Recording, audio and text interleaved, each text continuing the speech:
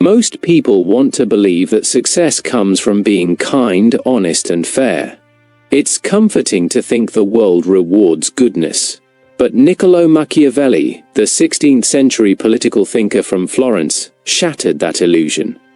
He saw power not as a game of ideals, but as a battlefield of human instincts, ambition, fear, greed, and survival. His ideas were so bluntly realistic that they shocked his time and branded his name forever with cunning and ruthlessness. Yet centuries later, his lessons still hold up, in politics, business, and even our personal lives. Machiavelli didn't glorify evil, he simply described the world as it really is, not as we wish it to be. He wrote The Prince after observing powerful men rise and fall, and he wanted to understand why some stayed on top, while others lost everything. In other words, the truly dangerously smart person is one who understands both morality and ruthlessness, and knows when to use each. So what exactly makes Machiavelli's lessons ruthless? It's not that they teach cruelty for cruelty's sake, but that they demand clarity, a kind of mental toughness that cuts through illusion. These are the lessons that turn naive idealists into realists, that turn wishful thinkers into strategists. Let's dive into the 8 core ideas that can make anyone sharper, shrewder, and almost dangerously smart in the modern world. 1. Appear virtuous. Act strategically. Machiavelli's first great insight is that perception often matters more than reality. It is unnecessary for a prince to have all the good qualities, he wrote, but it is very necessary to appear to have them. What he meant was simple. People judge by what they see, not by what is. A leader who appears kind, moral, and generous earns trust and admiration, even if, behind the scenes, they act with cold calculation. In a world where most people only see the surface, the ability to manage perception becomes one of the most powerful tools a person can have. This principle plays out everywhere. A CEO can quietly make ruthless cost cuts, but frame it as a strategic restructuring. A politician can compromise on ethics behind closed doors, but maintain a smiling, for-the-people image in public. A social influencer might project confidence and perfection while struggling privately. Machiavelli would say, none of this is hypocrisy, it's strategy, because human beings by nature need illusions of virtue to trust their leaders. If they saw everything, the fear, the manipulation, the calculation, they'd recoil. So the smart leader gives them what they need to see, while pursuing what actually needs to be done. But this lesson has a deeper layer. Appearing virtuous isn't about lying, it's about understanding timing and presentation. For Machiavelli, the goal wasn't to abandon morality, but to use it wisely. Real virtue in leadership means knowing when to be kind and when to be firm, when to show humility and when to project dominance. True strategy lies in balancing appearance and action, showing goodness when it earns loyalty, showing ruthlessness when it preserves power. The danger lies not in faking morality, but in believing that appearances alone will protect you forever. 2. It's safer to be feared than loved if you can't be both. This might be Machiavelli's most infamous statement, and one of the most misunderstood. When he said it is safer to be feared than loved, he wasn't celebrating cruelty. He was describing reliability. Love, he explained, is fragile. It depends on gratitude, affection, and emotion. Fear, on the other hand, depends on one thing: the certainty of consequence. People might betray love when it's convenient, but they'll rarely risk defying someone they fear. In Machiavelli's eyes, fear is predictable, love is not. Think of how this applies in modern terms. In a workplace, a manager who tries to be everyone's friend may struggle to enforce rules or demand accountability. Employees like them, but they don't necessarily respect them. Meanwhile, a leader who sets clear boundaries, holds people to high standards, and shows consequences for failure, might be disliked. But their team performs better, respects them more, and feels safer in their structure. Machiavelli's point wasn't to rule through terror, but to inspire respectful fear, the kind that makes people think twice before crossing you, yet still admire your strength. However, Machiavelli adds a crucial warning: a ruler must avoid being hated. Fear without respect breeds rebellion. Fear with respect breeds stability. The key is control. A leader should never harm others unnecessarily or humiliate them, because that transforms fear into hatred. The art of Machiavellian fear lies in restraint, being strict but fair, firm but predictable. In the end, the balance between fear and love is delicate. The leader who relies only on affection will be exploited. The one who rules only by fear will be destroyed. But the one who blends them, who commands respect yet evokes loyalty, becomes truly unshakable. 3. Control the narrative. Perception is power. If Lesson 1 was about appearing virtuous, Lesson 3 is about shaping the story itself, because whoever controls the narrative controls reality. Machiavelli observed that men in general judge more from appearances than from reality. What he meant was this: people don't respond to truth, they respond to the story they believe about you. Once that story is established, it becomes almost impossible to change. The dangerously smart person understands this and learns to play not just the game of action, but the game of perception. In Machiavelli's time, controlling the narrative meant mastering reputation, word of mouth, public image, the rumors that traveled through Florence's crowded streets. Today, it's far more complex and far more powerful. Politicians manage it through speeches and spin doctors, CEOs do it through branding and PR teams. Ordinary people do it through social media profiles. In every case, the goal is the same: to frame how others see you before they decide what to think about you. Those who ignore this power lose control of their destiny. Those who master it shape their own fate. Machiavelli's lesson here is not that truth doesn't matter, but that truth alone isn't enough. If you want influence, you must learn to manage your image with intent, to project strength, confidence, and purpose, even when you're uncertain. Think of it like armor. Your narrative protects you from attack, shields you from misunderstanding, and allows you to move with authority. The most dangerous mistake in leadership is to assume that being right is the same as being persuasive. The world doesn't always reward truth. It rewards those who make truth look compelling. That's not cynicism, that's strategy. 4. Know when to use force and when to use cunning. Be the lion and the fox. In The Prince, Machiavelli famously wrote that a ruler must learn to be both a lion and a fox. The lion to frighten wolves, the fox to recognize traps.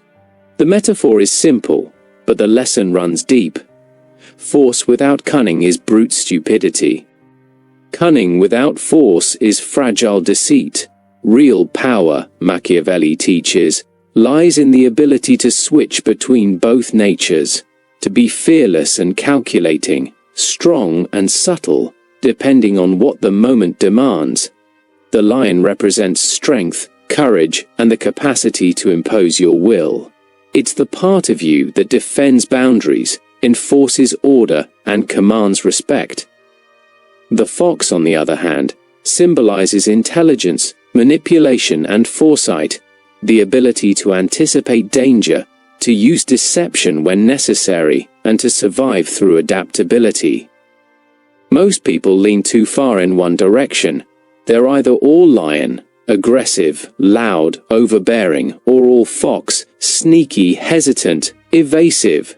Machiavelli's genius was in teaching balance. The wise person knows when to roar and when to retreat into silence. This lesson feels even more relevant today. Whether in politics, business, or everyday life, power favors those who can shift personas strategically.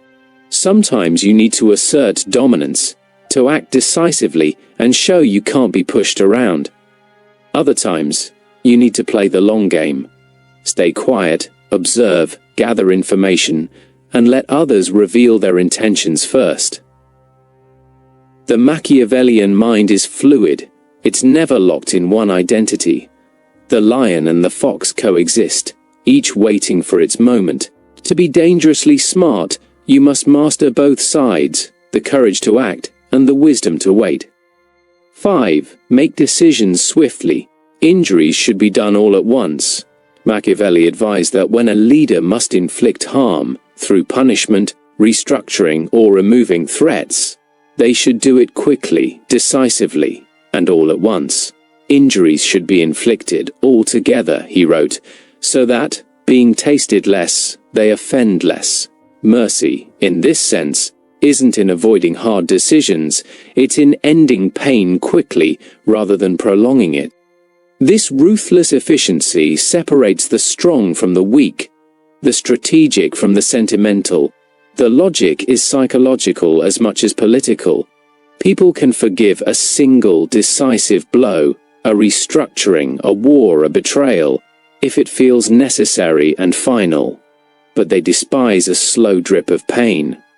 Leaders who hesitate, backtrack, or extend suffering seem crueler than those who act swiftly. Think of how companies handle layoffs. When done in one clear motion, the organization can begin to rebuild. When done in waves, morale collapses, fear spreads, and trust evaporates.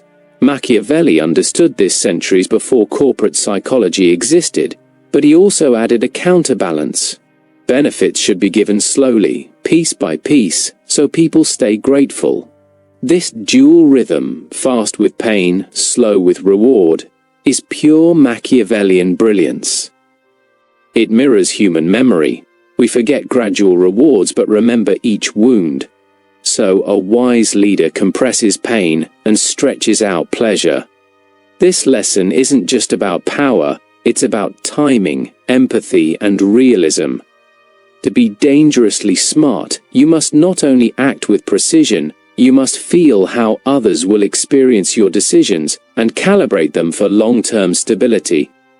6. Loyalty is bought, not given. Machiavelli had little faith in unconditional loyalty. He believed that people by nature are self-interested. They will stay loyal as long as it benefits them, and abandon you the moment it doesn't. Men are ungrateful, fickle, false, cowardly, and covetous, he wrote. This sounds cynical, but it's not nihilism, it's observation. He saw countless rulers fall because they mistook affection for allegiance. His conclusion? Loyalty isn't freely given. It's managed, bought, and earned through results, not sentiment. In modern terms, think of this lesson in organizations or politics. Employees aren't loyal to a company out of love. They're loyal because it rewards them, gives them opportunity, and treats them fairly. Voters aren't loyal to politicians. They're loyal to promises fulfilled. Even friends, allies, and followers stay close, only as long as you add value to their world. The moment that exchange fades, so does the bond. Machiavelli didn't condemn this behavior. He accepted it as human nature. To him, the wise leader isn't angry about disloyalty. He anticipates it, plans for it, and structures relationships around mutual benefit. This lesson also demands emotional detachment. The dangerously smart person doesn't rely on loyalty, they rely on leverage. They understand that loyalty built on gratitude is fragile, but loyalty built on shared interest is durable. That doesn't mean you can't build trust or inspire love. It means you must anchor loyalty in something tangible: performance, respect, stability, shared gain. Machiavelli's warning is timeless. Never assume loyalty will last longer than the advantage that created it. The moment your allies find a better offer, they'll take it, unless you make staying with you the smarter choice. 7. Adaptation, virtue, and responding to fortune. Among Machiavelli's most profound concepts are virtù and fortuna, the balance between personal power and external chaos. Virtù doesn't mean virtue in the moral sense, it means skill, courage, and willpower, the inner strength to shape events. Fortuna represents luck, fate, or the unpredictable forces of life. Machiavelli saw history as a struggle between these two. Fortune throws storms at us, but virtù determines whether we survive them. In other words, success belongs to those who can adapt faster than the world changes. He compared fortune to a raging river. When it floods, it destroys everything in its path. But the wise man builds dams and channels before the storm arrives. That's the essence of Machiavellian intelligence, anticipating change and adjusting before it's forced upon you. He despised leaders who clung to one strategy simply because it worked once. "The man who relies entirely on fortune is lost," he wrote, "but the man who shapes fortune through virtù conquers it." The lesson here is clear. Rigidity kills power, flexibility sustains it. In today's world, this principle is more relevant than ever. Markets shift, technology evolves, social norms change overnight. Those who thrive are not the strongest or the smartest, but the most adaptable, the ones who can reinvent themselves without losing their core. Machiavelli's advice isn't to chase every trend, but to stay alert, pragmatic, and emotionally unshaken when fortune turns. To be dangerously smart is to be both strategist and survivor. To know when to hold your ground and when to reinvent your tactics. Fortune may be unpredictable, but preparation is not. 8. Avoid being hated. You can be feared, but never despised. For all his ruthless pragmatism, Machiavelli never promoted cruelty for its own sake. In fact, he saw hatred as the most dangerous poison to a ruler's survival. "It is best to be both feared and loved," he wrote, "but if you cannot be both, it is safer to be feared." However, he immediately added that fear must never cross into hatred. Why? Because hatred invites revenge. People will tolerate control, even oppression, but once they feel humiliated or personally wronged, they'll destroy you the first chance they get. Machiavelli was specific about what provokes hatred: taking people's property, their dignity, or their families. These are personal violations, and once committed, they ignite emotional rage that reason can't extinguish. Smart leaders, he said, can rule firmly, even harshly, as long as they avoid making it personal. The moment power becomes vindictive, it becomes fragile. A tyrant may command obedience through fear, but he sleeps surrounded by knives. The leader who maintains authority without cruelty, who can discipline without humiliation, is far more secure. This lesson translates beautifully into modern leadership and relationships. You can be demanding, strict, even intimidating, but never despise or demean those you lead. Fear keeps people alert. Hatred makes them plot. The dangerously smart person understands this emotional economy. They keep control not by breaking spirits, but by managing respect. You can be tough, you can be cold, you can even be feared. But if you're hated, your downfall has already begun. Machiavelli's ultimate wisdom wasn't to destroy others, but to understand them deeply enough to control both their loyalty and their resentment. Conclusion: the modern relevance of Machiavelli's ruthless wisdom. Niccolò Machiavelli wrote The Prince in the early 1500s, but his insights feel eerily modern, even more relevant in today's hyper-competitive, image-driven, power-obsessed world. Every generation believes it's more advanced, more enlightened, more moral than those before it. Yet human nature hasn't changed. People still crave security and admiration. They still follow strength, respect confidence, and exploit weakness.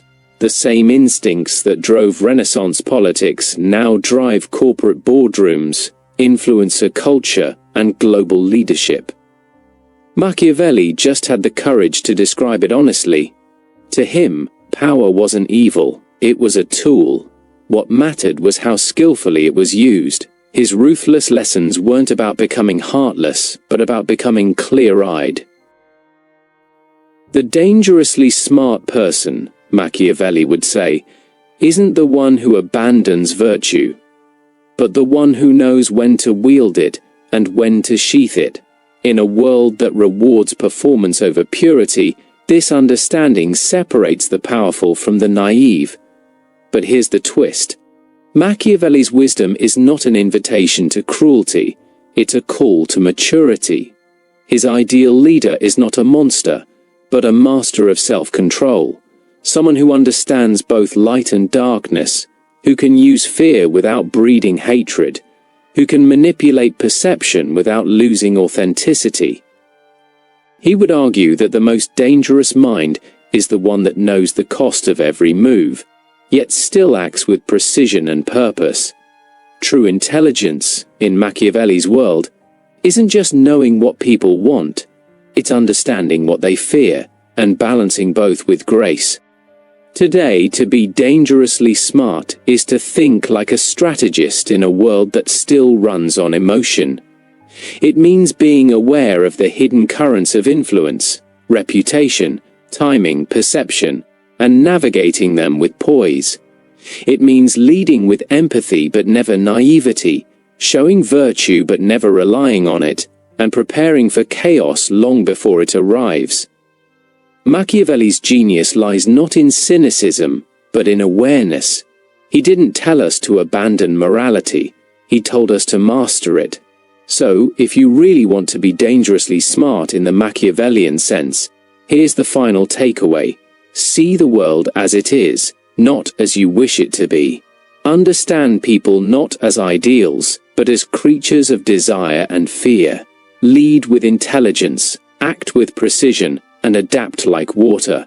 And most of all, remember that power is not about domination. It's about composure. The calm, calculated mind will always outlast the loud, impulsive one. That's the essence of Machiavelli's ruthless wisdom. Not evil, not cruelty, just brutal clarity. And in a world built on illusion, clarity is the most dangerous weapon of all.